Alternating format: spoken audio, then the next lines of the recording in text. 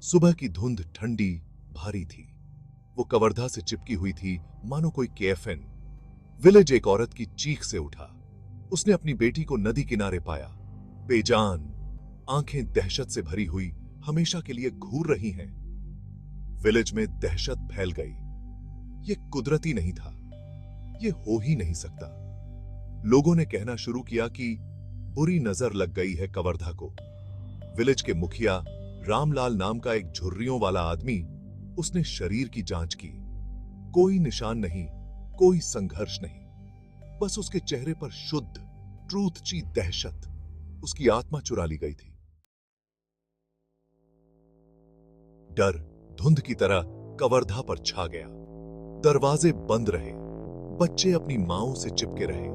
नदी, जो कभी जीवन का स्रोत थी, अब एक नागिन थी, निगलने के लिए तैयार। एक कहानी सामने आई जो बड़ों के मुंह से फुसफुसाई गई। एक ठुकराई हुई औरत की कहानी जिसने मरते दम तक विलेज को कर्ज दिया था। जो भी युवती सपने देखने, आगे बढ़ने की हिम्मत करेगी, उसका भी यही हश्र होगा। विलेज अपने ही बनाए जाल में फंस गया था। डर, अंधविश्वास और साइलेंस, ये थे कर्ज के वेपन्स। कवर्धा में नया आया एक जवान मास्टर, उसने इन कहानियों पर यकीन करने से इनकार कर दिया। उसने तर्क की बात की, वजह की बात की, उसने ट्रूथ चाय का पता लगाने की कसम खाई। लेकिन गांव वालों ने सिर हिला दिया। कुछ सच दफन रहना ही बेहतर है, उन्होंने चेतावनी दी। मास्टर अपनी दृढ़ता से प्रेरित होकर जांच करने लगा। उसने ग्रामीणों से बात की, लड़की के आखिरी पलों को जोड़कर। उसने नदी के किनारे सुराग की तलाश की। उसकी निगाहें खून से सनी धरती के हर इंच को देख रही थी। एक रात वह गायब हो गया। ग्रामीणों ने फुसफुसाते हुए कहा, उनके चेहरे उदास थे। कर्स ने एक और को अपना दावा कर लिया था। उन्हें उसकी नोटबुक नदी के किनारे मिली, जो उन्मत्त लिखावटों, आधे अधूरे वाक्यों से भरी हुई थी। आखिरी पंक्ति में लिखा था, ये कर्स नहीं है, ये ट्रूथ चाई उसके साथ ही मर गई। या ऐसा ही उन्होंने सोचा था। एक युवती, माया, मृत लड़की की सबसे अच्छी दोस्त, ने नोटबुक उठाई।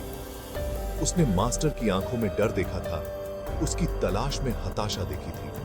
वह जानती थी कि वह किसी चीज के करीब था। वह वही खत्म करेगी जो उसने शुरू किया था। जैसे जैसे माया मास्टर के नोट्स पर जाती रही, दिन नाइटों में बदलते गए। उसने उसके बताए रास्ते पर चलना शुरू किया। उसका दिल डर और डिटर्मिनेशन के फियरानक मिश्रण से धड़क रहा था। उसने डेथों में एक पैटर्न खोज निकाला। सभी यंग वुमनिया, सभी बेहतर जीवन के लिए कवर्धा छोड़ने की कगार पर। मास्टर के नोट्स में एक नाम बार बार सामने आया, रामलाल, विलेज का हेडमैन, प्रोटेक्टर, परंपराओं का प्रोटेक्टर। माया पर एक फियरानक एहसास छा गया। कर्स कोई अलौकिक शक्ति नहीं थी, यह मानव निर्मित था, जिसे भय और चुप्पी ने बनाए रखा था। रामलाल बदलते समय से फियर बीत, महिलाओं के जाने से फियरता था। उसने उन्हें कवर्धा में जंजीर से बांधे रखने के लिए डर की एक जाल बुनी थी। ये राक्षस था, खुद कर्स था।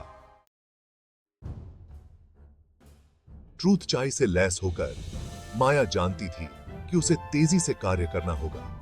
उसने अन्य महिलाओं को विश्वास में लिया, शिक्षक के निष्कर्षों को साझा किया, रामलाल के फियर अवह रहस्य का खुलासा किया। भय ने क्रोध को रास्ता दिया, फिर एक डिटर्मिनेशन को। उन्होंने रामलाल का सामना किया। पहले तो उसने इनकार किया, उसकी आवाज एक जहरीली फुफकार थी। लेकिन महिलाएं अपनी जगह पर डटी रहीं। उनकी एकता उसके हेरफेर के खिलाफ ढाल थी। ट्रूथ चाय विलेज के चौराहे पर गूंज उठी, उस खामोशी को चकनाचूर कर दिया जिसने उन्हें इतने लंबे समय तक बंदी बना रखा था। ग्रामीणों ने अंततः अपने बीच के राक्षस को देखकर रामलाल की ओर रुख किया। जिस डर ने पीढ़ियों से कवर्धा को जकड़े रखा था, वह धुएं की तरह छंट गया। मौत और खामोशी का चक्र टूट गया।